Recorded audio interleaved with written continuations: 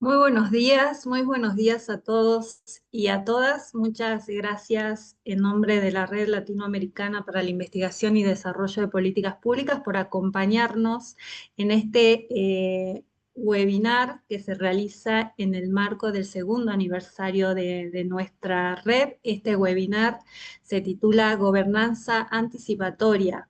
¿Se puede realizar en la gestión integral de riesgo de desastres? Agradecemos muchísimo.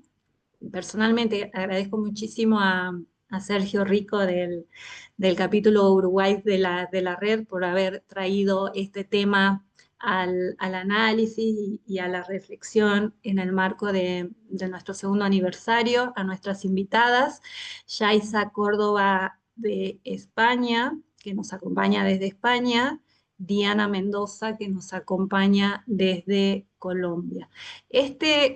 Este webinar, Gobernanza Anticipatoria, eh, se realiza también en el marco del programa Prospectiva y Políticas Públicas que la red implementó este año.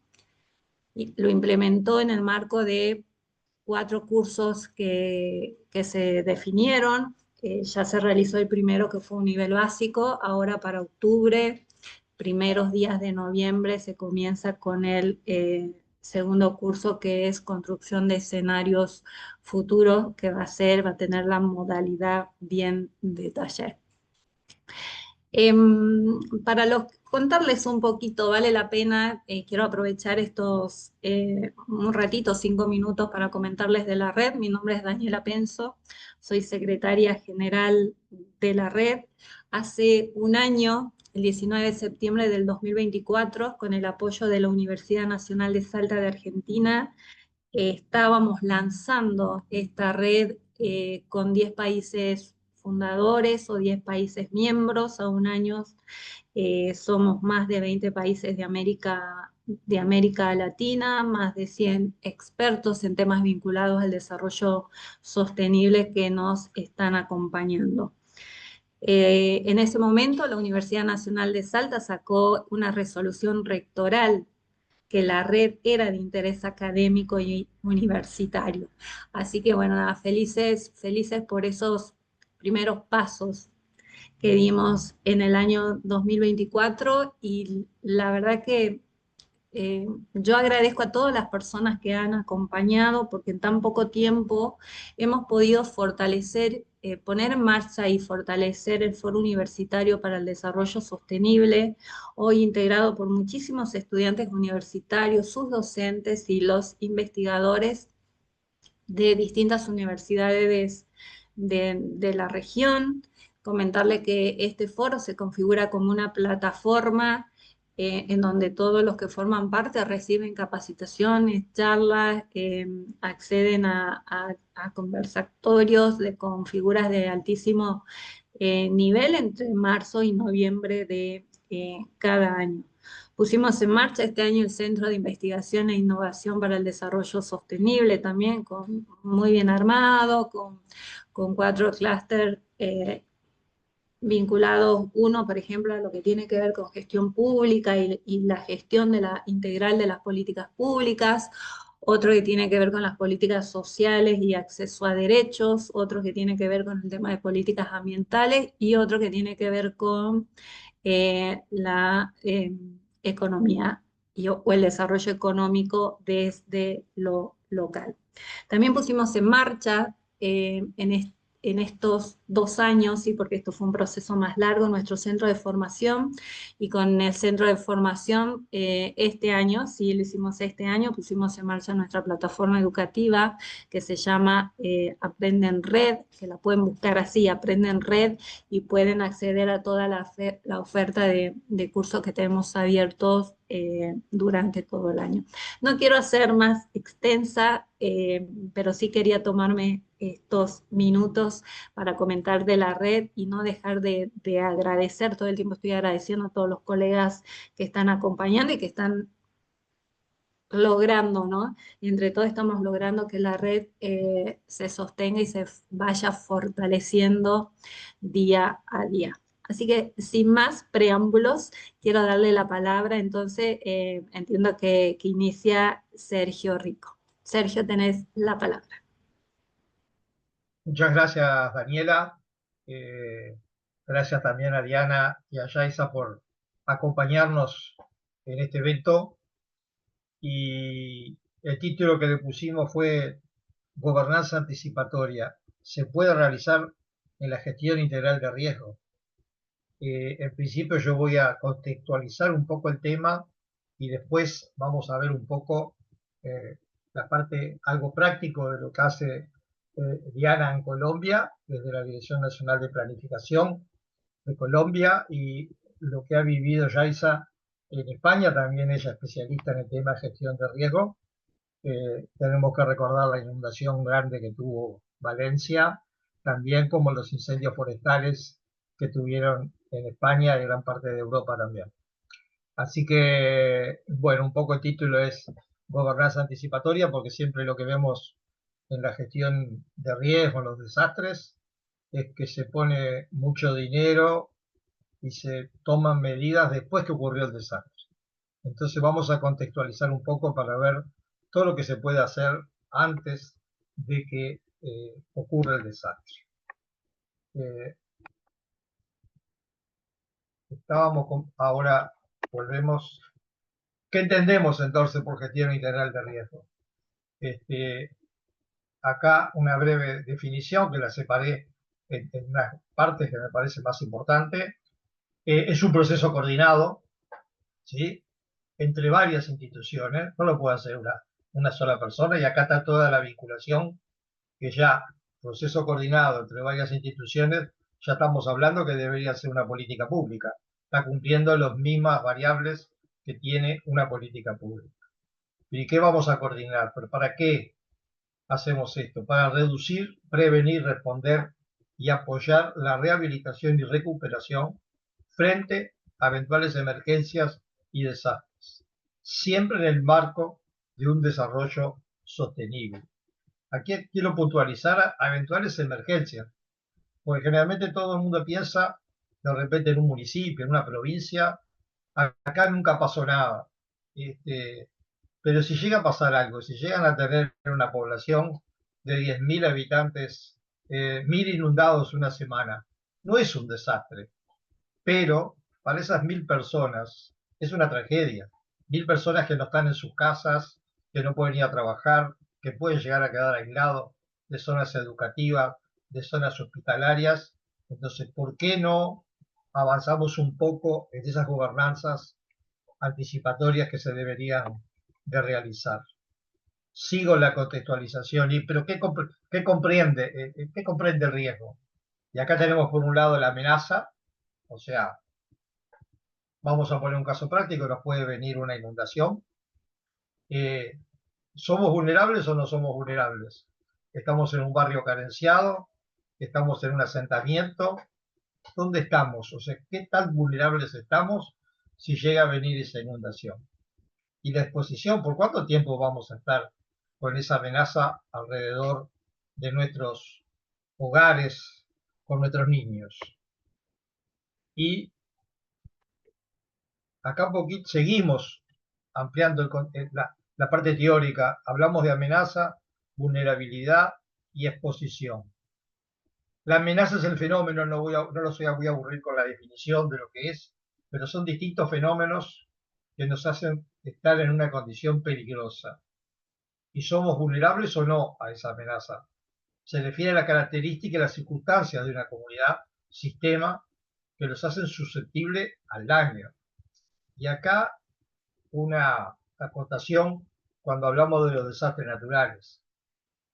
Los desastres no son naturales, son de origen natural o atrópico, porque puede llover 100, 150 milímetros en media hora, lo que podría provocar cierta abnegación de los desagües, cañerías, cañadas, pero si esas cañerías, cañadas están limpias, si están bien diseñadas, no va a haber una inundación.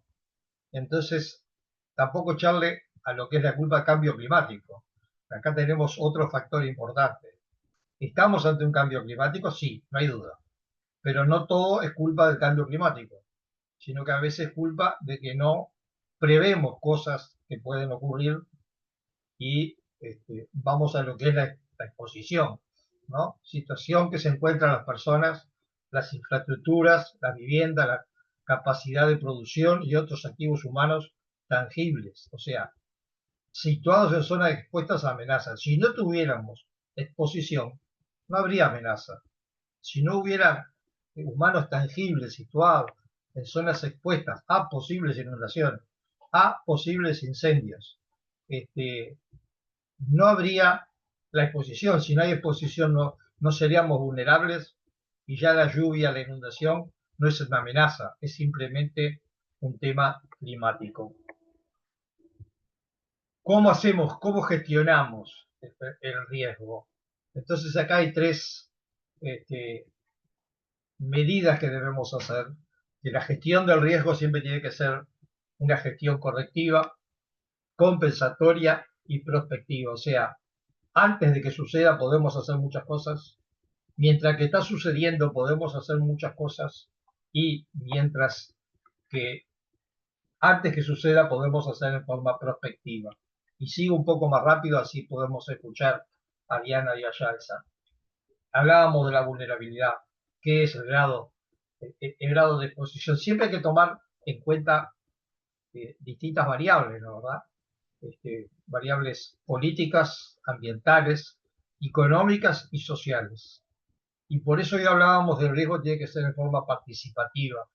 O sea, no solo participar a la población, los que están vulnerables, sino también hacer participar a otras partes de nuestro gobierno local, provincial, nacional, que tienen que ver con el tema. O sea, toda la parte ambiental, económica, social y política va a influir en que seamos más o menos vulnerables. Hoy hablaba un poco por arriba de lo que es la gestión correctiva, simplemente ahora voy a dar algunas definiciones teóricas. Es el conjunto de acciones destinadas a reducir el riesgo, el cual es el resultado de malas decisiones y prácticas de uso y ocupación del territorio, o bien por los cambios ambientales y sociales creados ante el desarrollo de la comunidad. Las cosas pueden pasar, pero también las podemos corregir para que no vuelvan a ocurrir. La gestión prospectiva, acá ya hablamos más de futuro, acá ya estamos en la gobernanza anticipatoria y en lo que son las políticas públicas, que nos van a ayudar en las tareas diarias del territorio y de la población. Y también está la parte compensatoria, o sea, nos tenemos que preparar para hacer frente a la respuesta.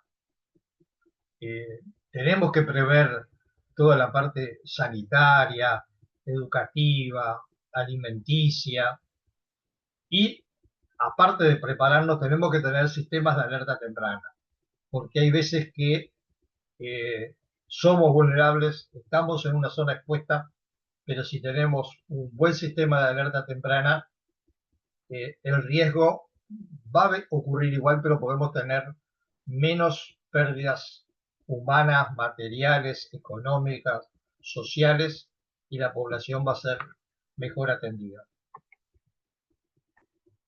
Tenemos una gobernanza nacional, provincial, municipal, local acorde. Podemos anticiparnos algunas ideas. Generar conocimiento sobre el riesgo de desastres en los diferentes ámbitos. Prevención del riesgo futuro. Reducción del riesgo existente. Prepararse en la respuesta. Respuesta y rehabilitación post-desastre, y recuperación y reconstrucción. Muchas cosas que se pueden realizar después que ocurre, durante que ocurre y antes que ocurra. Pero muchas de estas cosas también se pueden prever en una legislación, en una política pública, que tal vez siempre tiene que ser revisada acorde a la experiencia, pero es un punto de partida para no tener que siempre tomar medidas después que ocurren las cosas. La gestión de riesgo en el territorio, fundamental que, repito nuevamente, la participación de la sociedad civil es fundamental. Tenemos que conocer, analizar y conocer la amenaza. Simplemente no les voy a aburrir con la lectura de esta definición, Pero, ejemplo, en las zonas expuestas a inundaciones debería limitarse la ubicación de asentamientos humanos. Esto es de perogrullo, si se quiere, pero a veces seguimos viendo en distintos lugares de toda nuestra América Latina que existen asentamientos en zonas inundables. Y a veces se vuelven a crear otros asentamientos en zonas inundables. Estas son algunas ideas que podemos dar en cuanto a identificar las personas y los elementos potencialmente vulnerables, identificación de los factores que influyen, pero ¿qué factores estamos hablando? Bueno, lo que habíamos hablado hoy, ¿no? Factores socioculturales, factores económicos, factores políticos, los factores ambientales. Algunos datos interesantes para terminar. Esto está sacado del informe RAR 2024 que hace la UDR para América Latina. La región de América Latina y del Caribe es la segunda más propensa a desastres en el mundo, lo que se traduce en un alto costo económico. Se estima que las pérdidas anuales por desastre podrían alcanzar hasta 58.000 millones de dólares en la región. Si pudiéramos invertir en la décima parte antes de que ocurra, 6 de los 10 países del mundo con mayores pérdidas económicas por desastres en relación con su Producto Bruto Interno se encuentran en América Latina y el Caribe. Entre el año 2000 y 2022, 22 años estamos hablando, más de 190 millones de personas fueron afectadas. Los eventos de origen climático hidrometeorológicos son los más comunes y destructivos en la región. El 83% de los desastres están relacionados con el clima. La sequía es el tipo de desastre que ha afectado a un mayor número de personas desde el año 2000, con más de 53 millones de personas afectadas. O sea, cifras para tener en cuenta de lo que pasa en nuestra región. Cifras que nos tienen que hacer pensar desde la gobernanza al más mínimo nivel hasta el más alto nivel, de que se pueden realizar muchas actividades. Se puede legislar desde hoy para que no ocurra mañana. Así que ahora le voy a dar paso a Diana, con su experiencia que tiene ella de Colombia, de la Dirección Nacional de Planificación, para que ella nos presente desde Colombia, con sus cristales, a ver qué nos puede decir ella de la gobernanza anticipatoria, qué cosas podemos hacer para mejorar esta situación. Adelante, Diana, muchas gracias por estar. Muchas gracias por la invitación a la red. Quiero verificar si están viendo mi pantalla. Listo. Pues bueno, muy buenos días. Muchísimas gracias por invitarnos a este espacio, a la red, que tenernos en cuenta, y también un saludo de parte de los directivos del Departamento Nacional de Planeación de Colombia por invitarlos a esto. Muy interesante el tema, y ya para entrar en materia sobre gobernanza anticipatoria. Y cuando hablamos de gobernanza anticipatoria, lo primero que nos surge es cómo podemos, qué información tenemos que recopilar y cómo podemos anticiparnos a lo que puede ocurrir y para tomar medidas que sean anticipatorias. Y para eso el Departamento Nacional de Planeación ha creado unas herramientas que se conocen como herramientas para proponer intervenciones resilientes, que son estas intervenciones, ¿ya?, que nosotros consideramos desde el DNP que la gestión del riesgo es una labor fundamental del desarrollo, que es importante incorporarle esto para poder que la verdad las intervenciones que hacemos en territorios, en el país, en los sectores, sean resilientes, es decir, que estén preparadas para afrontar cualquier de los choques que se pueden presentar, sean clima, desastres, una pandemia, en fin, y que esto implica que podamos tomar decisiones informadas para poder anticiparnos a lo que está ocurriendo. Como ya lo mencionó Sergio en su primera parte en la presentación, aquí ocurre en América Latina, ocurre en todo el mundo y ocurre en Colombia. La mayoría de los desastres que están ocurriendo en esta región están asociados al clima, es decir, son movimientos en masa, son inundaciones, son incendios, son sequías, esta serie de eventos. Cuando estos eventos ocurren, en un país, en un territorio, requiere que ese territorio haga unas inversiones, ya sea para atender los fenómenos que ocurren o ya sea para prepararse ante ellos, obviamente con la debida anticipación. Y cuando estamos expuestos, por ejemplo, a estos fenómenos que son los fenómenos de variedad climática, como el niño o la niña, pues esto requiere un aumento en las inversiones que consume el país. Si, por ejemplo, miramos en Colombia, que en el departamento hacemos un seguimiento a las inversiones que se hacen en gestión del riesgo, es decir, proyectos de inversión, que podemos hacer un monitoreo de qué se está invirtiendo. En Colombia la gestión del riesgo está dividida en 3 procesos: conocimiento del riesgo, reducción y manejo de desastres. Vemos que más o menos entre 2008 a 2020 tenemos una inversión anual de 2 billones de pesos, que para ponerlo en términos del PIB es el 2.7% del PIB del año 2020. Es un recurso importante que invierte el país en la gestión del riesgo. Pero si miramos de este porcentaje, un gran valor viene de lo que llamamos el presupuesto general de la nación. Y cuando miramos ese presupuesto, cómo se distribuye, tristemente, un gran porcentaje de este presupuesto está yéndose a manejo de desastres. Y en ese medio, la señal que nos muestra esto, lo que nos indica es que las decisiones que estamos tomando no están siendo con anticipación, es decir, decisiones que se hagan desde una manera ex ante, sino que estamos respondiendo a lo que está ocurriendo. Y eso tiene que ver mucho con anticipado, porque lo que deberíamos es dar de fortalecer estas medidas que podamos planear con anticipación para que estos impactos disminuyan y por lo tanto podamos hacer una gestión más eficiente de los recursos. Pero para poder hacer esto no lo podemos hacer en el aire. Para eso tenemos que entender un poco y poder tomar decisiones, y tomar decisiones informadas en base a información y conocimiento. Y desde esa perspectiva, el departamento ha generado una serie de herramientas que buscan es dar unas orientaciones y unos elementos técnicos para que los territorios principalmente puedan tomar decisiones informadas o decisiones basadas en conocimiento, utilizando el gran cúmulo de información con la que cuenta, en este caso Colombia, por sus entidades técnicas, y que puedan contribuir a que ellos efectivamente planeen inversiones que de manera anticipada puedan contribuir a reducir las pérdidas en los territorios. Tenemos 5 herramientas, o 4 en este momento, la quinta no está aquí, perdón. El primero es el índice municipal, que voy a hablar con mucho detalle, que nos sirve para priorizar las intervenciones, es decir, dónde las podemos hacer. Luego tenemos una caja de herramientas que nos permite, cuando priorizamos, incorporar en esos territorios que hemos priorizado criterios de gestión del riesgo de adaptación en los proyectos de inversión pública. Luego tenemos que evaluar cómo estamos haciendo ese ejercicio de incorporación, y tenemos una segunda herramienta que nos permite hacer una evaluación si estos proyectos de inversión están incorporando de manera efectiva recursos asociados a la gestión del riesgo de desastres. Y finalmente queremos hacer un rastreo o una etiquetado de la inversión que se hace en el país para saber específicamente a qué rubros de la inversión se está haciendo esto y que contribuyan efectivamente a la política pública.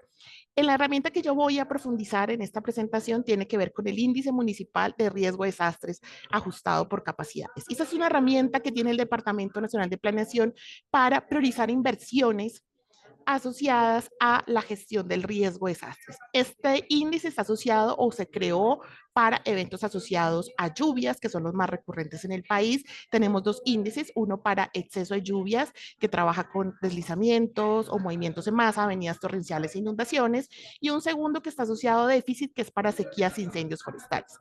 Entendiendo que las decisiones son particulares a los territorios y que los territorios de un país no son iguales, este índice reconoce esas particularidades del territorio, en qué temas, en sus condiciones de riesgo de desastres, pero lo más importante, en las capacidades que tiene un municipio para reducir esas condiciones de riesgo, para prepararse, para tomar decisiones y poder articular la oferta que le ofrece, por ejemplo, el Estado, el gobierno, una alcaldía, un departamento.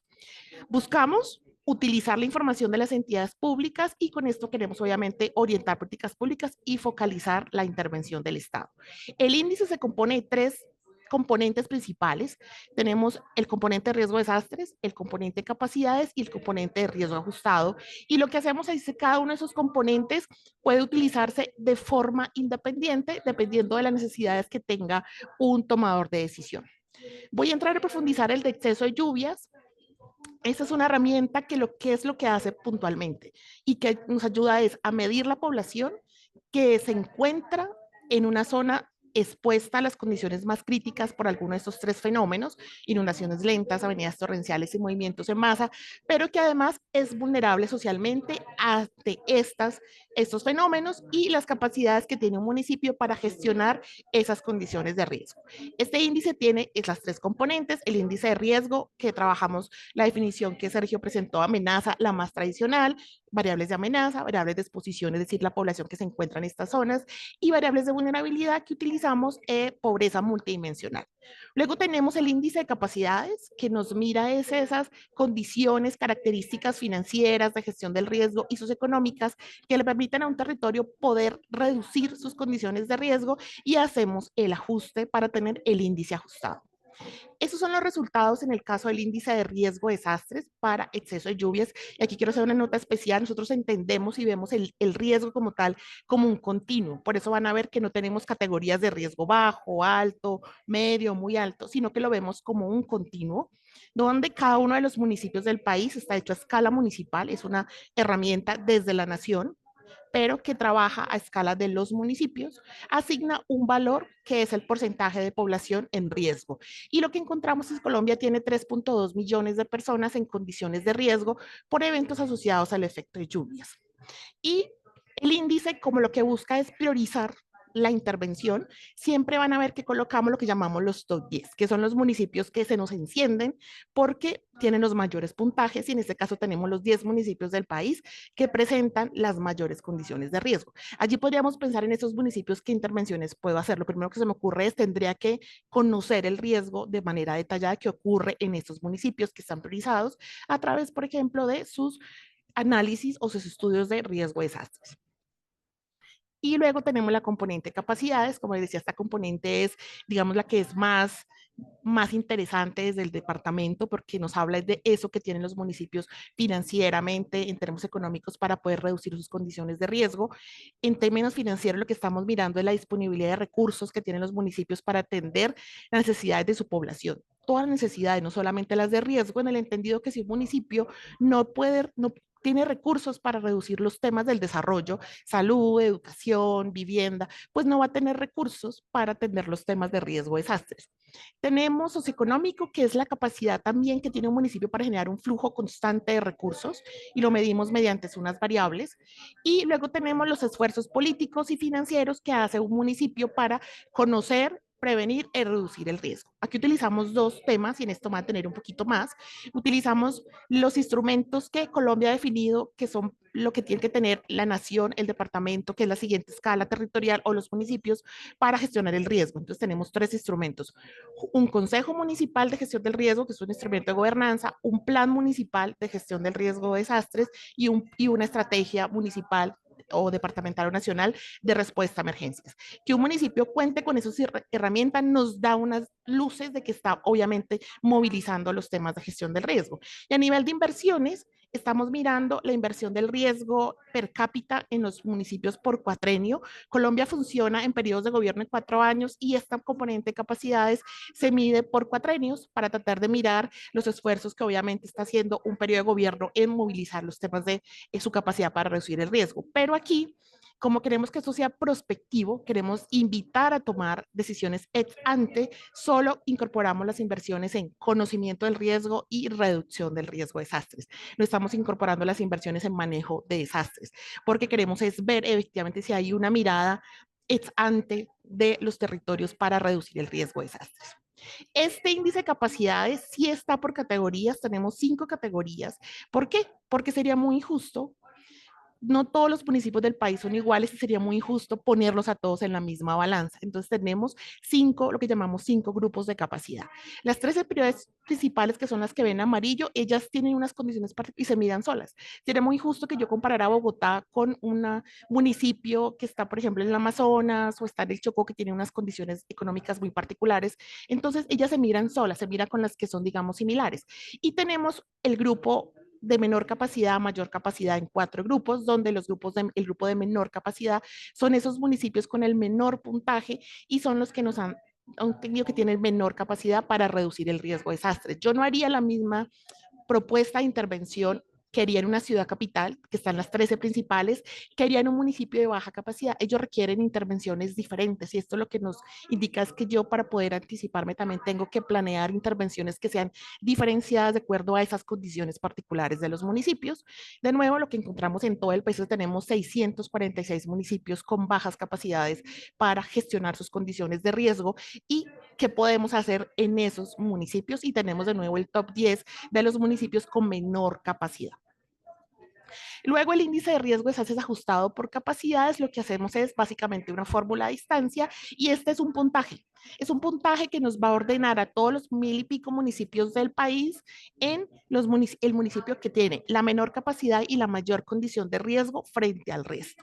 Porque el índice en últimas es un puntaje que, insisto, nos sirve para priorizar intervenciones, la oferta del Estado, qué podemos hacer, en fin, nos sirve para priorizar. Queremos que se nos encienda municipios y podemos hacia ellos orientar las acciones que puede hacer la nación, pero que puede hacer un departamento o, digamos, una agrupación regional de municipios. Con estos resultados, de nuevo, ordenamos a los municipios así y tenemos el municipio en todo el país que tiene la mayor condición de riesgo por exceso de lluvias, pero la menor capacidad se encuentra en Boyacá, aquí en el centro del país. Este municipio puede decir en algún momento, pero yo estoy allí, ¿por qué? ¿Qué es lo que pasa? No, por el contrario, lo que traemos es darle la vuelta al discurso y es, usted tiene muy bajas capacidades y tiene muchas condiciones de riesgo, usted puede levantar la mano a su departamento, su nación y decir, yo necesito, por favor, que me atiendan y me ayudan a fortalecer mis capacidades hacia diferentes opciones que vamos a ver más adelante. En ese sentido, lo que tenemos es que tenemos 543 municipios en todo el país, que son los que se nos destacan porque tienen mayores condiciones de riesgo y menores capacidades, que son los que en el mapa tienden hacia los colores más oscuros. Por ejemplo, aquí un ejemplo, el municipio que es el top en el país tiene un puntaje de 72 y sin embargo aquí vemos las 13 ciudades principales. Ellas se encuentran realmente muy lejos de este puntaje. Su promedio está muy lejos del puntaje máximo, incluso el promedio nacional. Entonces, si miramos, si yo cogiera todos los 1100 y pico municipios del país y trabajara los primeros 10, quizás estaría siendo injusto y no sería lo justo que yo hiciera una intervención igual que hago en Chita, Boyacá, como hago en las 13 ciudades principales. Por eso hablamos de los grupos de capacidad que nos permite distribuir a los municipios de acuerdo a esas capacidades para orientar de una manera más aterrizada y coherente con esas condiciones particulares a los diferentes municipios del país. Ya pasando al siguiente instrumento, que es el índice por déficit de lluvias. Este es muy similar al anterior. Voy a pasar muy rápido por este porque es muy, muy parecido. Este está enfocado en sequías e incendios forestales.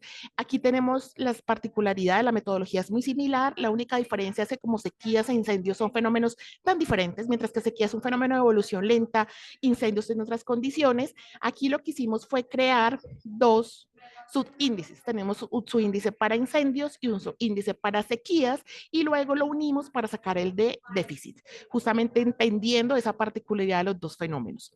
Aquí vemos los resultados del compilado por déficit, donde de nuevo tenemos cuáles son los municipios con mayor riesgo. Estos se están concentrando en la zona Caribe, que es la zona más oscura. Y aquí se me faltó decir una cosa adicional, perdón, que en términos, si te acuerdan que dije que en exceso trabajábamos solo con población, en el caso de déficit no es tanto la población lo que está afectado, sino los medios de vida, y en el caso de déficit incorporamos medios de vida vía las características agropecuarias que tienen los municipios. Entonces es un poco más complejo que el anterior.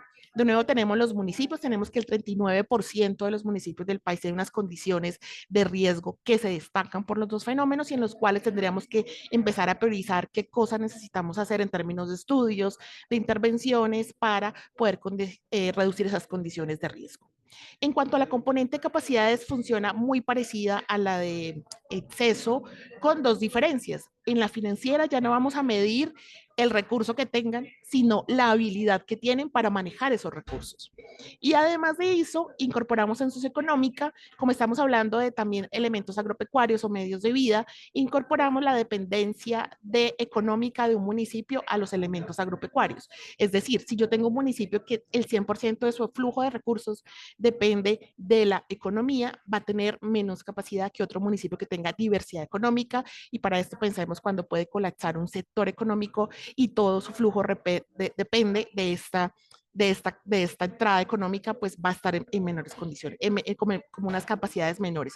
Entonces ahí hicimos estas dos variaciones y por lo tanto el índice maneja dos componentes de capacidad dependiendo del índice. Y riesgo funciona exactamente igual.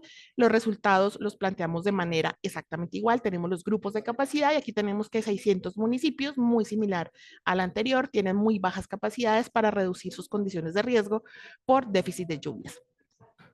El ajustado se calcula de la misma manera, pero aquí estamos hablando es de déficit de exceso, de déficit, perdón.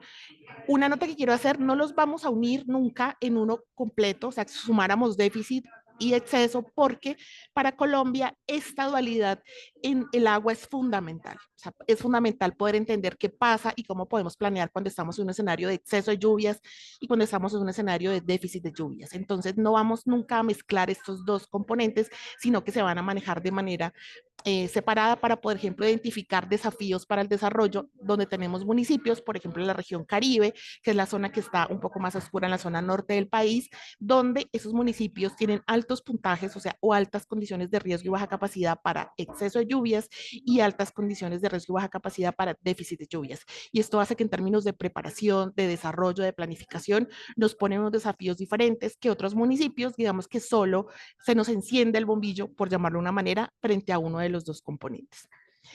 ¿Cómo hacemos para usarlo? Y ya para terminar, supongamos que tenemos municipios con condiciones de riesgo similar, pero diferente capacidad de gestión, es decir, baja capacidad y menor capacidad, y esto es del orden nacional. En los municipios de baja capacidad, seguramente no tenemos los estudios de riesgo y necesitamos fortalecer los estudios de riesgo por los fenómenos que están allí. Es muy seguro y lo que hemos identificado es que en el ordenamiento territorial no se hayan incorporado los temas de gestión del riesgo y tampoco su planificación del desarrollo. Y lo que hemos identificado es que estos municipios de baja capacidad requieren un gran esfuerzo de la nación o de los gobiernos subregionales para fortalecer sus capacidades para generar proyectos de inversión, asistencia técnica y una serie de trabajos. Por el contrario, en municipios con una condición de riesgo similar, pero tienen una mayor capacidad de gestión, por ejemplo, las ciudades principales, allí podemos ya plantearnos metas de reducción mucho más fuertes, podemos hacer una actualización o seguimiento de instrumentos de planificación y desarrollo, podemos implementar algo súper importante que son sistemas de registro y evaluación de daños y pérdidas y algo que requiere un aparataje más armado para poder movilizar lo que son estrategias de aseguramiento financiero ante desastres. Unos municipios con muy baja capacidad es muy difícil, que no tienen estudios de riesgo y una serie de avances, es muy difícil pensarse en estrategias de aseguramiento financiero. ¿Cómo lo vemos desde el orden local? Aquí vamos a ver, ejemplo, con un departamento, porque aquí lo mirábamos desde la nación, pero un departamento o una agrupación de municipios puede manejar los resultados y eso lo llamamos los perfiles departamentales y puede tener los resultados. Aquí vemos este departamento de Córdoba en la zona Caribe, vemos los resultados para el departamento de Córdoba, qué población está expuesta, cuáles son sus 10 municipios. En el caso de Ayapel podría preguntarse, ¿tengo los estudios de riesgo o tengo proyectos formulados para hacer esto? ¿Tengo mis estrategias de recuperación ante desastres? ¿Tengo una serie de instrumentos? Y si no, ya sé que en ese municipio tengo que enfocar la atención. Vemos cómo están las capacidades y podría pensar en los municipios con menor capacidad. Él tiene casi la mitad de esos municipios sin capacidades para reducir el riesgo. ¿Qué intervenciones específicas puedo hacer para fortalecer las capacidades? Y finalmente, en el índice ajustado voy a encontrar unos temas particulares y, por ejemplo, en los 10 municipios que resaltan por mayor riesgo y menor capacidad, no tienen su instrumento de ordenamiento territorial actualizado, sus mayores inversiones son eh, en manejo de desastres, no cuentan con sus instrumentos de gestión del riesgo adoptado y una primera tarea que yo podría pensarme en estos territorios, en estos 10 municipios o en estos 9 es formular sus instrumentos para gestionar el riesgo de desastres, su plan municipal de gestión del riesgo y su estrategia municipal de respuesta a emergencias, que son los instrumentos por los cuales intentamos movilizar la gestión del riesgo desde la política nacional. Y lo vemos para déficit, funciona muy parecido, pero ya los datos particulares y un municipio puede preguntarse, entonces puede tomar diferentes tipos de decisiones. Entonces, ¿qué puedo hacer si un municipio tiene, digamos, se nos prende el bombillo para los dos ejercicios, o si me enfoco solo en capacidades, o si me enfoco solamente en el ajustado? Ofrecemos los productos intermedios para que de acuerdo a lo que un municipio o una región o la nación quiera hacer, pueda jugar con los ejercicios y de esta manera tomar decisiones de manera informada, pero priorizar la inversión y la oferta pública. Ya para terminar, entonces, ¿qué tipo de decisiones podemos tomar? Tenemos municipios con menor capacidad de gestión del riesgo de desastres, tenemos que evaluar su capacidad para usar sus recursos económicos, sus instrumentos de planificación, qué inversiones están haciendo, podemos mirar si cuenta con catastro, ese tipo de cosas. Y en el caso de una mayor capacidad, entonces podríamos revisar cómo su flujo de recursos, aumentar las metas de reducción del riesgo, pensarnos en temas de sistema de temprana, en temas de fortalecimiento financiero, fortalecimiento de su estrategia de recuperación a emergencias. Con esto quiero decir que dependiendo ya con esta toma de decisión, lo que nos permite es orientar las decisiones para que, de acuerdo a esas condiciones particulares de los municipios y que de verdad contribuyan a una reducción del riesgo en los territorios y sobre todo a un fortalecimiento de sus capacidades. Temas importantes para tener en cuenta este ejercicio y el departamento ve el índice como un instrumento de continua actualización, pero esto va a depender de la información que tengamos. Mínimamente lo actualizamos cada 4 años por cambios de gobierno. No es una herramienta que está prediciendo dónde van a ocurrir los fenómenos. Lo que queremos es orientar la inversión, la oferta de Estado, la asistencia técnica de manera preventiva, llamando como a un sentido prospectivo de la gestión del Estado, de la oferta del Estado. No queremos predecir y no podríamos predecir dónde van a ocurrir los fenómenos en la siguiente temporada o en los siguientes años. Y que tenemos una serie de incertidumbres, por supuesto, que están asociadas a la calidad de información, a los datos que tenemos, pero que estamos todo el tiempo haciendo un ejercicio de actualización de la información para que esas decisiones que podemos tomar sean informadas y contribuyan de una manera mucho más efectiva y eficiente a la reducción del riesgo de desastres. Creo que eso era todo lo que tenía para compartirles de parte del índice y pues muchísimas gracias. Muchas gracias, Diana. Muy clarita la exposición. Como vieron, es un instrumento más de la gestión integral de riesgo, un instrumento que es una herramienta que contempla los tres componentes del riesgo y aparte de contemplar los tres componentes del riesgo, también contempla las capacidades que tiene cada localidad y nos da herramientas para gestionar en forma prospectiva, correctiva y compensatoria. Muy completo, muchas gracias, Diana. Ahora vamos a una parte tal vez más práctica, lo que ha vivido Yaiza en España, en Valencia, pero también desde su punto de vista teórico, que ella lleva años en lo que es la gestión de riesgo y sus estudios le han hecho trasladarse a España y realmente poder vivir dos situaciones extremas como las que ocurrieron en los últimos años. Gracias, Yaiza, por acompañarnos. Gracias, Sergio, y gracias a la red y a Diana, muchas gracias, que además es un índice que con todo lo que nos está pasando ahora en España, es un índice al que he acudido mucho actualmente y que me encanta porque incluye esto de las capacidades que a veces cuando hablamos de resiliencia parece que nos quedáramos cortos y le dejamos un poco dejamos a todos en un mismo nivel, mientras que cuando se incorpora ese componente de capacidades, pues ponemos ahí sí en equidad a todos, ¿no? Hay un poco más de justicia dentro de la gestión integral de riesgo de desastres. Y un poco en esta ocasión, si bien voy a contar obviamente mi perspectiva desde lo que está pasando aquí en España, yo creo que es importante y aunque creo que será evidente para muchos, soy colombiana y la mayor parte de mi experiencia ha sido en Colombia trabajando también estos temas de gestión del riesgo de desastres y por eso me alegra muchísimo compartir este panel porque me siento un poco más cerca. Y, eh, y también me ha dado una visión muy diversa de cómo es la gobernanza para la reducción del riesgo de desastres en un país como España, en el marco de la Unión Europea y de los países de América Latina. Eh, Todo atiende a las realidades, por supuesto, y a las necesidades, mientras que en Colombia, por supuesto, hay un sistema nacional de gestión del riesgo de desastres, una política pública claramente delimitada que se ha venido trabajando desde hace varias generaciones. Eso se nota cada vez que ocurre un desastre. En España no, la situación no es igual.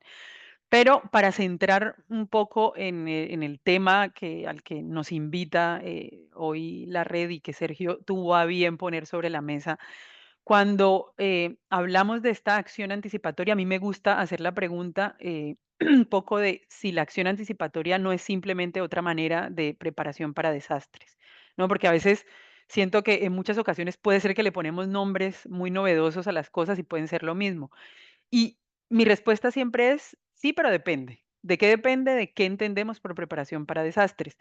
Y quizá para muchos en América Latina esto ya sea un tema muy decantado, pero tenemos que entender que en Europa no estaban, esperemos, tan acostumbrados a los desastres y este último año ha sido, bueno, ha tenido un aluvión de ellos.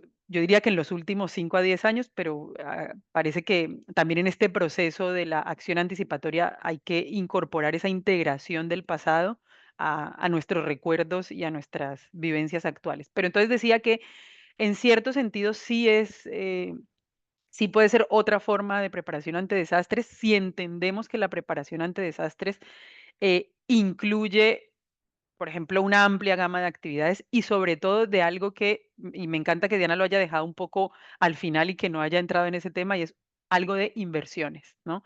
Que además también es un tema que difiere mucho por tratarse de países, utilizando la terminología de Naciones Unidas, en desarrollo y en vía de desarrollo, donde hay más dinero básicamente y donde hay menos dinero. Entonces, si entendemos esa preparación para desastres como actividades, inversiones, para situaciones que pueden pasar, pues sí, digamos que como cualquier actividad preparatoria, pues entonces yo podría decir que es verdad.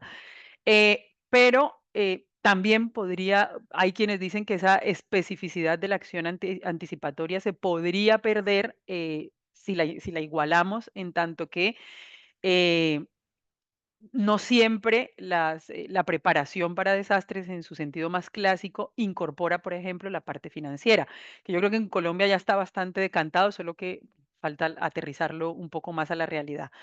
Y una cosa que me parece importante es que no siempre toda la preparación de desastres conduce a la acción, mientras que cuando hablamos de acción anticipatoria, pues es eso, su nombre nos invita a hacer cosas. Puede ser que yo me prepare, y aquí el clásico ejemplo que lo traigo a colación en relación con la Dana de Valencia del año pasado, de que ya va a ser un año dentro de poco. eh, una cosa es preparación para desastres. Aquí podría ser el envío de las alertas tempranas, de los avisos, de las alertas a los teléfonos. Eso podría ser una medida de preparación. Pero ¿qué hacemos si ese mensaje llega y yo estoy en el supermercado y sigo haciendo la compra como si nada? Pues que no hay acciones anticipatorias, ¿no? ¿Y qué pasa si yo no puedo evacuar a ningún lugar? Pues que no hay acciones anticipatorias. ¿Qué pasa si posteriormente yo no puedo hacer nada para recuperarme rápidamente? Pues que tampoco hubo acciones anticipatorias de la culminación del desastre. Entonces yo creo que en esa medida es que podríamos mejor diferenciarlo. Además, algo que me gusta también resaltar de la acción anticipatoria en el marco de esa gobernanza que tenemos para estas acciones en materia de gestión del riesgo de desastres, es que no es futurología, como tampoco lo es la prevención de desastres, ¿no? Yo creo que lo más importante de las acciones anticipatorias es que yo hoy pueda decidir o en función de una serie de señales tempranas que pueden ser alertas tempranas, de financiamientos. Yo voy a insistir mucho en el financiamiento porque esto es un cambio, esto hace un cambio total, un giro en la recuperación sobre todo, y esto se nota muchísimo en el proceso de recuperación. Pero esa gobernanza anticipatoria tiene que hacer decidir a quienes tienen que tomar decisiones, y en esto eh, me refiero a todos los niveles, ¿no? Del nivel local hacia arriba. Eh, y en un financiamiento que esté preacordado, que se tenga un fondo para ese financiamiento y que permita evitar pérdidas o, en su defecto, reducirlas de manera drástica. Eh, Importante, Diana se ha referido, sobre todo para Colombia, en inundaciones, que yo creo que es de los fenómenos y de las amenazas, de los fenómenos naturales que se convierten en amenazas más repetidos y que más se están repitiendo alrededor del mundo, y probablemente sobre los que más se investiga. Pero en particular, y esto también lo mencionó Sergio, pues aquí el tema de incendios es algo que nos ha venido a mostrar que no existe la suficiente acción anticipatoria. ¿Por qué? Porque cada año está pasando exactamente lo mismo, casi que diría de las mismas fechas, ¿no? Parece que en un marco temporal es exactamente las mismas acciones. Entonces, algo está fallando dentro de esa línea de acción anticipatoria, y un poquito más adelante hablaré de cuáles esas acciones que hay dentro de este término que llamamos como acciones anticipatorias. Pero hay otro desastre que que llegó a Europa, en particular al Mediterráneo, y muy puntualmente a España, y que parece que llegó para quedarse, y son las olas de calor. Este año no encontré el dato más reciente, pero por lo menos en agosto habían unas entre 110 y 120 muertes asociadas, muertes de personas asociadas a las altas temperaturas. Sin duda, en la provincia de Valencia. En la provincia de Valencia, que es, digamos, el tercer nivel de gestión territorial, digámoslo así, 127, digamos que entre 110 y 120 personas es muy alto para un país como España, por una ola de calor en un mes, solo un mes, ¿no? Y hay más en cada uno de los meses del verano. Entonces, es un desastre, es una amenaza nueva que se está incorporando, que se ha convertido en un desastre justamente porque no se han activado las medidas antes del impacto, porque todavía no se ha considerado toda esta gobernanza anticipatoria y todas esas medidas anticipatorias a las que nos vemos enfrentados. ¿Y cómo se hace o cómo empezamos a incorporar esas acciones anticipatorias en la gestión integral del riesgo de desastres, en en esas amenazas a las que me refiero aquí en España, olas de calor, inundaciones, incendios, sequías, porque aquí vamos de sequías a inundaciones, pasando por olas de calor e incendios cada año? Aquí habría me gusta empezar por decir que hay que tener reglas claras sobre qué. ¿Qué es lo que vamos a observar? Es decir, ¿incluimos las olas de calor o no las incluimos? Sí, ok, check, las incluimos. Qué otros fenómenos vamos a incluir? Luego, ¿cuál es el umbral que va a disparar las acciones en las que yo tengo que incurrir de manera anticipada? ¿Quién toma esas decisiones? ¿Con qué presupuesto contamos para tomar esas decisiones? Si se dan cuenta, yo voy a incluir el presupuesto siempre. Y aquí un poco ese debate plantea ¿es viable entonces esas acciones anticipatorias en la preparación, en la gestión integral del riesgo de desastres? Y yo lanzo la primera hipótesis y es sí, pero. ¿Por qué pero? Es viable si tenemos datos que sean operables, roles que estén perfectamente definidos, líneas de gasto antes de que ocurran estos fenómenos que se van a convertir en desastres, y no va a ser posible si vamos a seguir dependiendo de decisiones que sean ad hoc, presupuestos que solo sean post desastre, y que al final no podemos hablar de gobernanza gobernanza anticipatoria si solamente se activa esa gobernanza de manera posterior, ¿no? Eh, Simplemente por avanzar un poco, eh, decir que hay una cuestión que creo que también incide mucho dentro en Europa, y es esa falta de la diferenciación de conocimiento del riesgo y, digamos, la parte posterior. No vamos, yo entiendo digamos, como la nomenclatura que se tiene, pero a efectos de España en particular, pese a que hayan adoptado el marco de Sendai, aquí seguimos hablando de antes de y preparación y postdesastre. Aquí básicamente se divide en términos generales para la población en esos dos niveles. Y aquí por eso surge un poco una desconexión entre actividades de lo que podría llamarse reducción del riesgo a largo plazo y lo que sería la respuesta humanitaria convencional. Europa sigue actuando, y esto me atrevo a decirlo en este marco que es bastante de investigación y más académico, sigue actuando como dando respuestas humanitarias y asistenciales muy convencionales. eh, y su experiencia ha sido así porque su rol asistencial en el resto de países del sur global ha sido ese. Entonces, cuando ocurre un desastre aquí, pues la forma de actuar va a seguir siendo respuestas humanitarias convencionales. Entonces, hay una pequeña desconexión que no permite una acción anticipatoria entre esas actividades de reducción del riesgo, que es esa brecha que tenemos entre eso que llamamos preparación y el post-desastre, que no me gusta mucho esa palabra, pero digamos que es un poco lo que se ha utilizado aquí, que estarían enfocadas dentro de la reducción del riesgo, pero se desconectan porque ahí parece que hay como un vacío de conocimiento, ¿no? ¿Y eso cómo se supliría? Con las acciones anticipatorias. Esas acciones anticipatorias lo que van a hacer es reducir esa brecha para poder establecer una continuidad entre las distintas medidas que se dan en el marco de la reducción del riesgo de desastres, sin decir que no se necesite una asistencia humanitaria de emergencia. Creo que esto es de perogrullo casi para América Latina, pero aquí todavía es algo en lo que hay que insistir muchísimo más. Y algo que creo interesante también de compartir en el marco de estas acciones anticipatorias es ¿qué es o qué se conoce como la ventana de anticipación o la ventana de oportunidad en el marco de estos términos a los que nos estamos refiriendo? Y eso sería como el tiempo que pasa desde que se emite una previsión hasta que se produce el acontecimiento que prevemos que se va a producir, ¿no? Y hay distintas opiniones por distintos teóricos sobre esa anticipación con la que se debe actuar ante un desastre para que se trate de una acción temprana o una acción anticipatoria, ¿no? Eh, a mí, más allá de las discusiones teóricas, esto quisiera como trasladarlo al terreno un poco más práctico de las dos emergencias, de los dos desastres más recientes que tenemos, que los incendios, que si bien yo no estoy cerca de ese lugar, pero pues nos impactan a todos, y de la Dana que ocurrió, que esta sí me atravesó totalmente porque vivo en uno de los municipios afectados. Y esa ventana de anticipación que sería, casi que uno en términos prácticos lo podría poner el momento en que yo tengo todos los elementos de previsión y el momento en que ocurre. Entonces, el momento en que, digámoslo así, se incendia, ocurre el incendio, que tampoco es algo tan específico, sino que esto se va produciendo con el tiempo, y en el momento en que llega la riada, por decirlo de alguna manera, ¿no? Ese tiempo, esa ventana de anticipación que yo tengo, si es muy corta, pues el desastre va a ser mayor. Si la ventana de anticipación es más amplia, voy a reducir muchísimo más las pérdidas.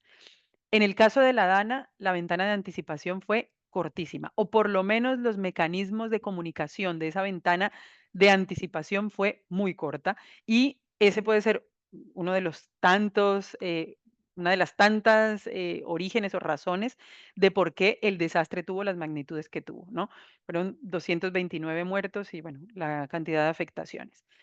Eh, y en el caso de los incendios, creo que es un poco más complejo porque los incendios pues, son un desastre casi que en continuo, no es un desastre que se agota. Por ejemplo, la Dana fue un desastre de un día, o sea, el evento se produjo en un día, el evento en grande se produjo en un día, mientras que el incendio es un desastre como en continuidad.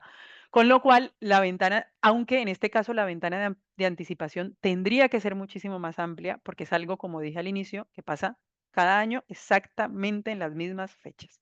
Lo que cambia es la intensidad. Entonces, esa ventana de anticipación nos demuestra que podemos tener una ventana muy amplia, pero y podemos tener el conocimiento y podemos tener la emisión de la previsión, porque todos lo saben, o sea, se emite esa previsión, pero si en ese espacio no se hace lo que se tiene que hacer, pues evidentemente no va a pasar absolutamente nada. Y para ir un poco cerrando la intervención y darle la palabra a Sergio y a todos los demás yo creo que para intercambiar un poco de preguntas y comentarios, algo que me gusta cuando hablamos de las acciones anticipatorias y que esto sí creo que puede ser muy interesante como modo de estudio a América Latina y quizá a otros países del entorno europeo, es cómo se lidera desde el nivel local la acción anticipatoria. Pero desde el nivel local no me refiero a administraciones públicas, sino a otro tipo de organizaciones, o sea, organizaciones sociales, organizaciones no gubernamentales, organizaciones de voluntariado. Creo que como todos se dieron cuenta, bueno, porque esto salió en muchas noticias, en el evento tanto de la Dana como de los incendios en España, hubo una solidaridad enorme. Pero esto no es simplemente, gracias, y desde la parte emotiva, sino que involucra algo que probablemente se ha estudiado poco y es qué tanta conciencia hay en la población desde el punto de vista de solidaridad como acción anticipatoria, ¿no? ¿Qué tanta capacidad de organización tienen esos actores distintos a las administraciones públicas para liderar unas acciones anticipatorias? Y para eso hay como una serie, yo he destacado como una serie de principios que creo que han sido comunes a los dos desastres desde lo que podría uno intentar delimitar como lo que se va a convertir, y espero se convierta en acciones anticipatorias lideradas al nivel local. Además, porque yo trabajo en una fundación donde estamos liderando un proyecto de recuperación por la DANA, entonces todo este entorno del tercer sector, ¿cómo está liderando las acciones anticipatorias? Aquí lo primero, y creo que esto ya también lo mencionó Diana, desde el rol de la administración pública, y es involucrar a nivel comunitario, en el nivel comunitario, la toma de decisiones. Aquí ha sido muy relevante la constitución de algo que se denominan los comités locales de emergencia y recuperación, que son ciudadanos del común, ni siquiera tienen que tener un conocimiento, una expertise, no hacen parte de ningún grupo político, o por lo menos no activamente, pero tomaron un gran protagonismo durante la fase de la primera fase de la emergencia, en la fase de respuesta, y ahora en la fase de recuperación están tomando como un papel muy relevante. Entonces, esa transferencia, no total, pero una buena transferencia en la toma de decisiones a nivel comunitario, sirve mucho para establecer acciones anticipatorias, ¿no? Para el futuro. Eh, Otra cosa que muy bien traído, además muy bien conectado con lo que Diana mencionaba, sobre el índice de capacidades, y es abordar las desigualdades estructurales que tienen todos los grupos, bueno, la mayor parte de grupos vulnerables. ¿Por qué un desastre no nos golpea a todos igual? No solo por la cercanía, por ejemplo, al río, no solo por la cercanía al bosque, sino porque las mujeres, los jóvenes, los niños, las personas mayores, las personas en situación de discapacidad, los migrantes aquí, es decir, hay una serie de poblaciones que, si desde las organizaciones sociales no abordamos también proyectos que incorporen esas, digamos, esa mitigación de desigualdades estructurales, va a ser muy difícil que en un futuro desastre la acción anticipatoria funcione. Y aquí hay que incorporar cuestiones no solo socioeconómicas, como son las más tradicionales, sino también identidad de género, juventud, bueno, todo esto. Tercero, proporcionar financiación.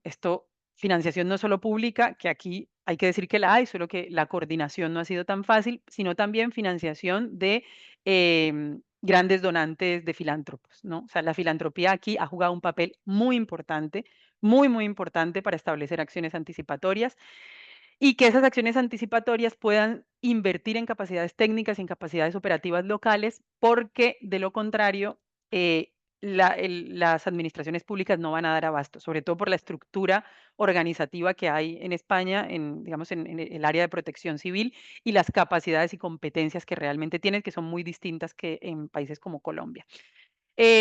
Además, algo que es evidente, y es una acción colaborativa y una debida inversión en esas acciones colaborativas, porque creo que si algo ha funcionado de cara a lo que se convertirá, espero, en acciones anticipatorias lideradas a un nivel local, yo creo que ha sido la acción colaborativa dentro de las poblaciones afectadas por la DANA y las poblaciones afectadas por los incendios.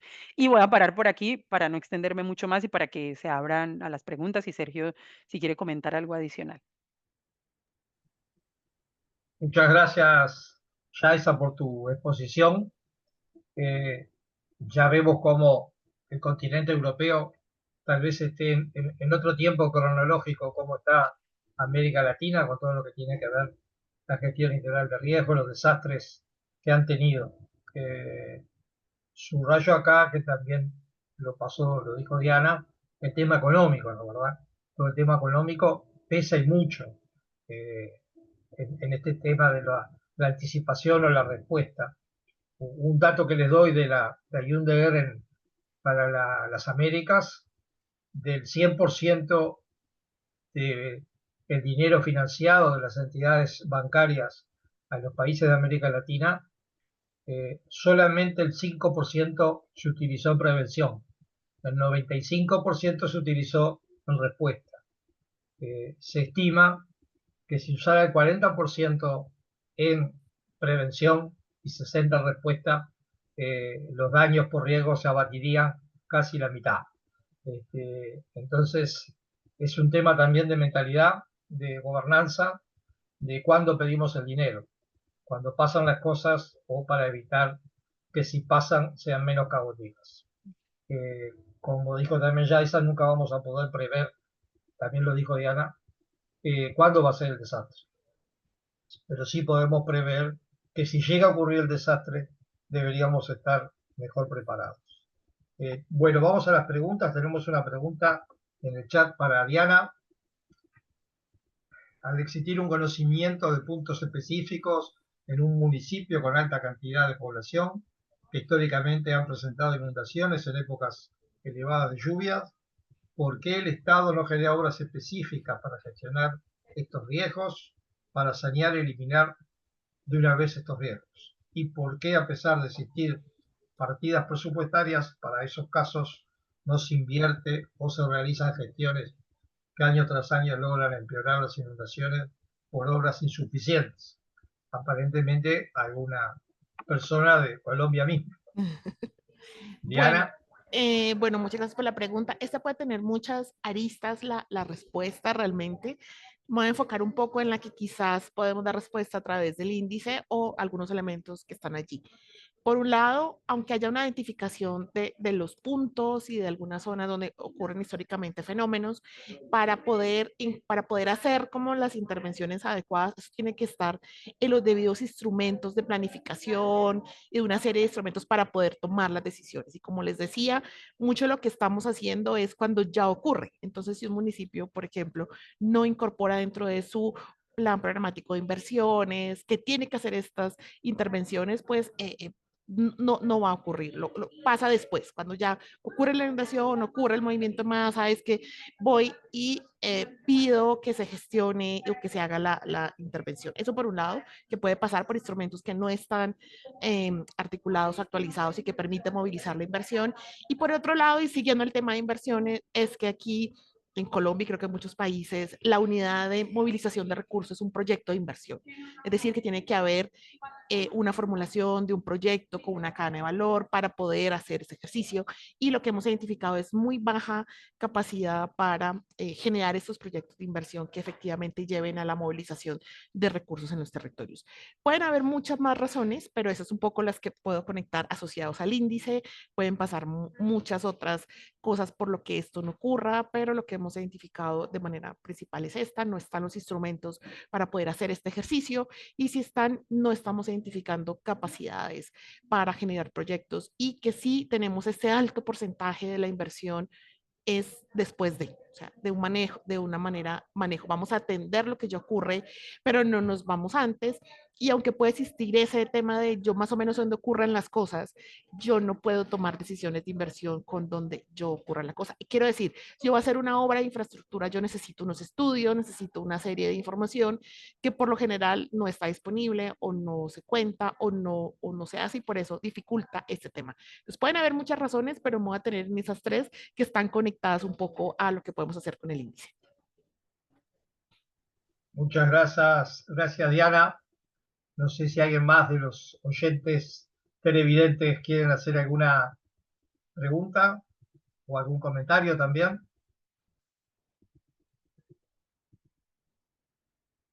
Yaisa, no sé si tú quieres agregar algo más.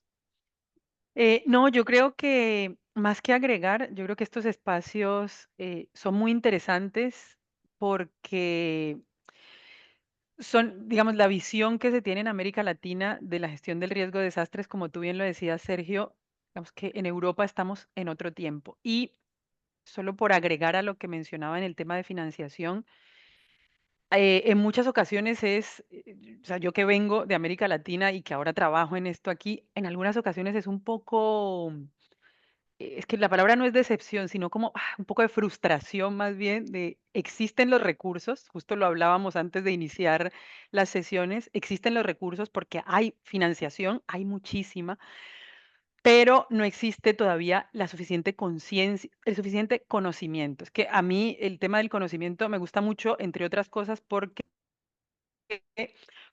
cuando yo en Latina, recuerdo una vez una persona de San Andrés, no, de Providencia, que es una de las islas que fue afectada por un huracán hace un par de años, decía, no, claro, es que nosotros nacemos con el conocimiento. No, no, no, no nacen con el conocimiento. El conocimiento es una política pública que ha dado tal resultado, que está tan incorporado, que se cree que se nace con el conocimiento.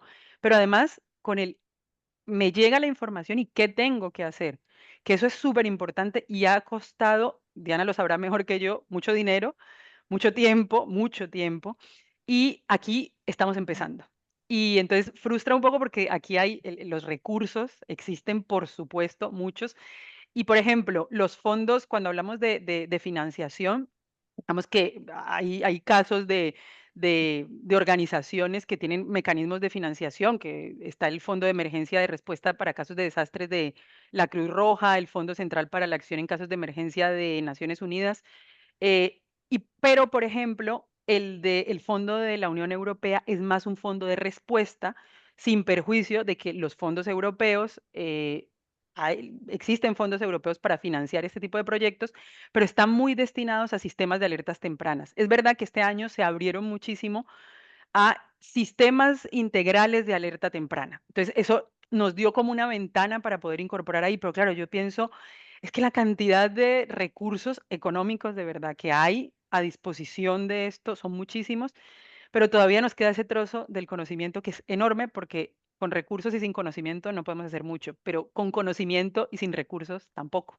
Entonces hay que tener como un poco ese equilibrio y es como estos espacios son muy, muy importantes para que podamos mostrar desde los diferentes lugares cómo se está trabajando y enriquecernos. Yo soy o sea, el índice de capacidades, además lo utilizo aquí, o sea, estoy intentando comprometerlo aquí, entonces agradezco muchísimo al DNP porque sé que es un trabajo intenso y soy una usuaria de él constantemente.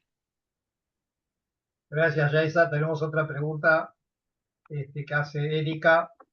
Considerando el cierre de un basural a cielo abierto, ¿cuáles son los principales riesgos que se deberían gestionar si los residuos urbanos se derivan a una planta recicladora y cómo deberían abordarse? Muchas gracias, muy enriquecedora la información. No sé si Diana o Yaisa quieren. Estoy pensando. Me encanta cuando son preguntas que me dejan pensando porque al final son, es verdad que También son estoy riesgos pensando. que no provienen de un fenómeno natural Exacto. estrictamente. Entonces, y me encantan esto porque abre un montón el debate. Es una amenaza al medio ambiente que va a afectar Ujú. también a la población rindante a ese basural que se cierra. Este, Claro, pero es antrópico y como que siempre venimos, lo que tú decías, es, Sergio, venimos muy Sí. acostumbrados es siempre a uno de los estos que pocos son, provocados por el propio hombre. sí. Yo es que en materia, yo lo miro desde el punto de vista ambiental y podría decir que, por supuesto, de contaminación ambiental del agua, del suelo, del aire, o sea, olores, o sea, se me ocurren un montón de riesgos de contaminación ambiental.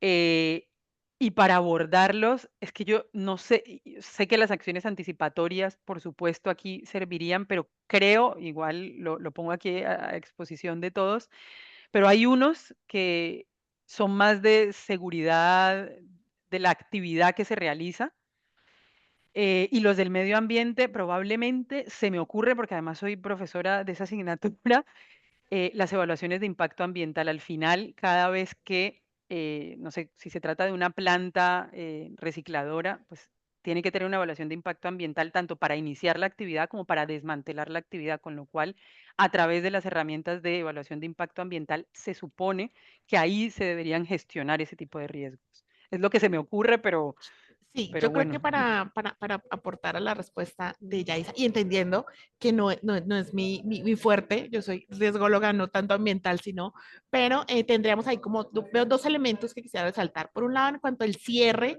de un espacio a cielo abierto, esto queda como siendo como una especie de pasivo ambiental que toca ver qué se hace con ese territorio y qué pasa con eso que tenía un uso y que ya queda libre de ese uso, toca pensar en una recuperación de ese espacio y para esto en Colombia particularmente, existen unos instrumentos de carácter ambiental, un plan de gestión ambiental, una serie de instrumentos que le dicen a ese tipo de servicios o de este sector qué tiene que hacer antes cuando se va a pensar durante la operación, pero también qué hacer después, porque ese espacio que queda libre hay que darle un uso y no es un uso, son ciertos usos que toca, de esa recuperación de ese suelo, del ecosistema, lo que ver allí, o bloquearlo porque habría que pensar si yo allí puedo poner qué puedo hacer en ese espacio. Entonces, y eso lo tiene un plan ambiental. Y cuando se vaya a una nueva planta, desde su propia formulación, y eso es un poco conectado con la pregunta anterior, los desafíos que está cualquier proyecto que yo haga, o ya una planta de ese tipo tiene pues unas características particulares. Yo debo pensar dónde la hago, qué va a pasar antes, o sea, a qué riesgos está sujeto esta inversión, porque básicamente es una inversión también, es algo que yo voy a hacer, pero también ella qué puede generar sobre el entorno en el que está. Digamos que aquí en Colombia hablamos de cuando yo genero una intervención, ese proceso está expuesto a 3 tipos de riesgos. Los del entorno hacia él, que decía si por ejemplo es una zona cerca de una ladera, que esa planta pueda estar sufriendo una afectación por movimiento de masa, lo que genera esa planta sobre su entorno. Entonces, por ejemplo, que la planta recicladora en su operación, que puede generar en su territorio vecino, a la comunidad que está cerca o al ambiente que está cerca, y los propios de la operación, que es al interior de la planta. Y eso tiene que estar estudiado desde antes y estar en una serie de instrumentos de planeación con unos instrumentos de monitoreo, y allí es que se toman ese tipo de decisiones de cómo lo resuelven. Eso no debería pensarse cuando ya está el proyecto corriendo, sino que lo planeo desde que lo estoy pensando, incluso desde que voy a tomar la decisión de hacer ese proceso, de, por ejemplo, crearme esta planta, desde que pienso como municipio, como territorio, voy a generar una planta de reciclaje en tal lugar. Desde ese momento tengo que, desde mi análisis de decisiones, si es correcto, si va a generar algún riesgo sobre población que esté cerca, sobre el entorno, y decir quizás no es lo mejor. Entonces, ese instrumento te da unas opciones, y que son un abanico, en este caso particular, quizás más ambientales, que se salen un poco de lo que podría ya específicamente aportarte, porque reconozco que no es mi campo de acción. Gracias, Diana, gracias, Yaisa. Creo que se está avanzando mucho en América con el tema de la clasificación, en clasificar lo clasificado, como usted dice. O sea, ya no hay tanto lugar de cielo abierto, sino que el plástico va por determinado lado, el nylon, el vidrio, la lata, muchos recipientes clasificatorios, que si se quiere son medidas anticipatorias para prever un riesgo mayor. Bueno, por acá vamos cerrando. Les agradezco a todos la participación, a Diana y a Yaisa principalmente, a Daniela por haber hecho la introducción el día de hoy. Y bueno, con esto vamos cerrando una actividad más de estos 2 años de la Red Latinoamericana de Investigación de Políticas Públicas, en el cual pensamos en un futuro seguir con los webinars y armando algún grupo de gestión integral de riesgo para América Latina. Muchas gracias a todos, que tengan una buena jornada. Muchas Chao. gracias. Muchas